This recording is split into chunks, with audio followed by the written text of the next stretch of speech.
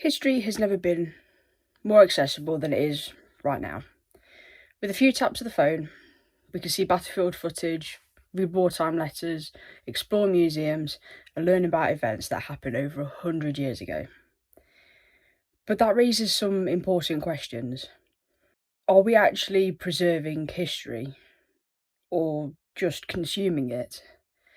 Today, I want to talk about how we preserve history in a digital age, the good, the bad, and what responsibility we have as creators, viewers, and history lovers.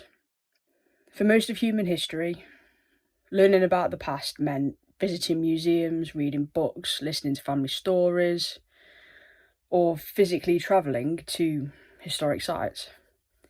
Now, history lives online.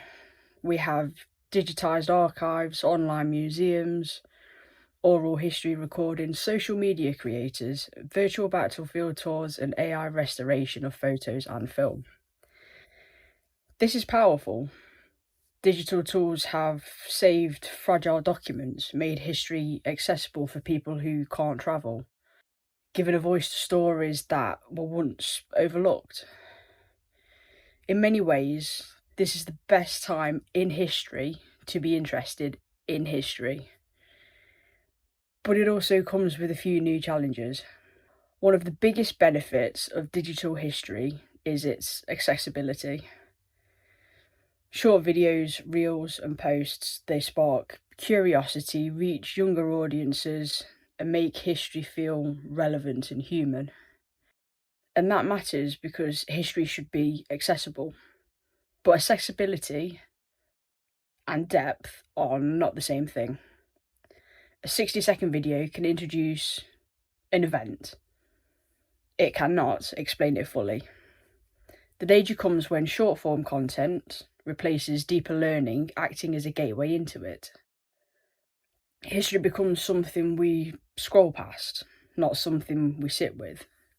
As powerful as digital history is, it isn't perfect. And if we're honest about preserving the past, we have to talk about some of the challenges that come with it. The first issue is oversimplification, but not in the sense of making history understandable. It happens when complex events are reduced so much that the context disappears. Wars become good versus evil, one decision, one moment, one hero or one villain. But real history is messy. People made choices under pressure, fear, propaganda, and uncertainty. When we flatten those experiences, we lose the human reality of the past. And that's often where the real lessons are.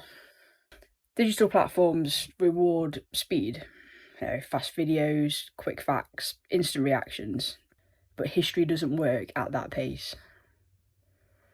Some stories need time to explain the causes and the consequences, to understand why people acted the way they did, to sit with the uncomfortable truths. When everything is designed to be consumed quickly, there is a risk history becomes entertainment first and understanding second. Another challenge is context, especially the personal side of history. Online, it's easy to focus on weapons, vehicles, battles, and numbers. But history isn't just hardware and dates. It's letters home, fear in a trench, civilians caught in the middle, families waiting for the news that never came.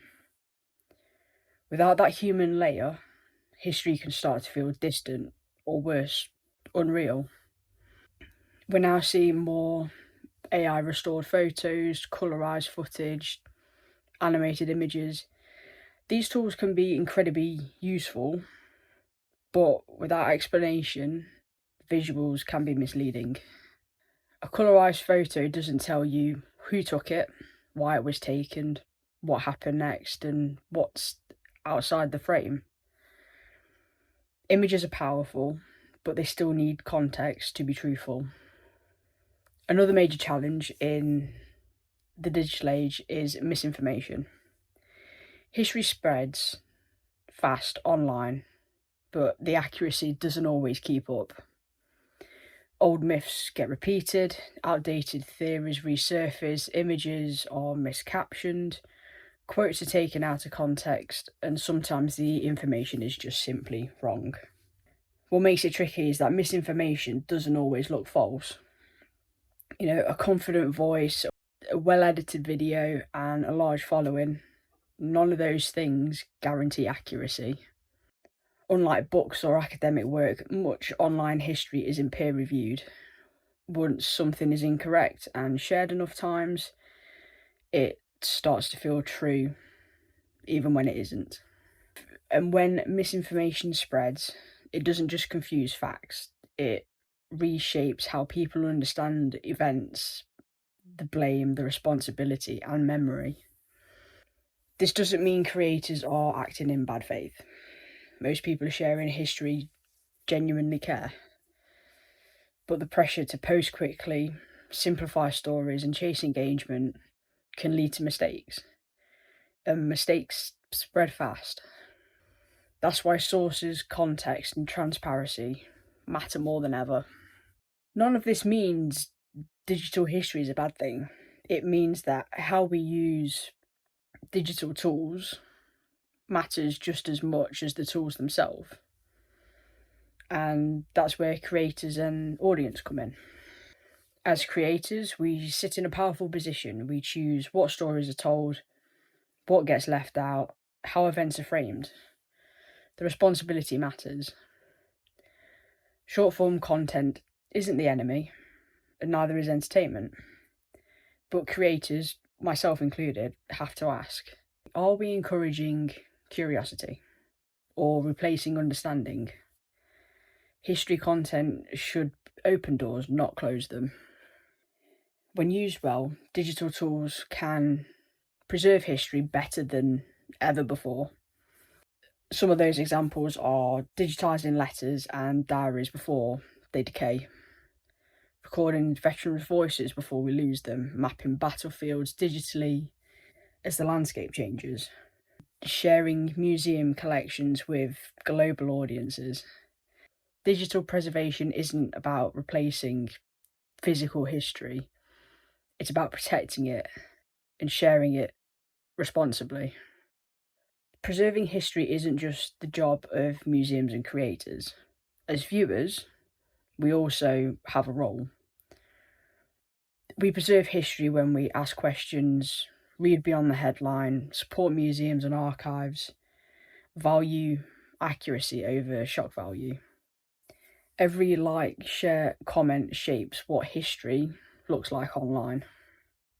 History doesn't survive by accident. It survives through people caring enough to record it, protect it, question it, and pass it on. The digital age gives us incredible tools, but tools only matter if we use them well. If you want history to mean something in the future, we can't just scroll past it. We have to slow down, look closer, and remember that history is human.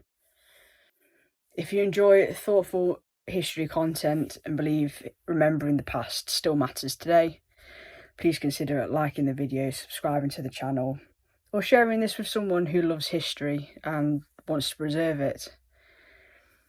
Because history isn't something we watch, it's something we carry forward.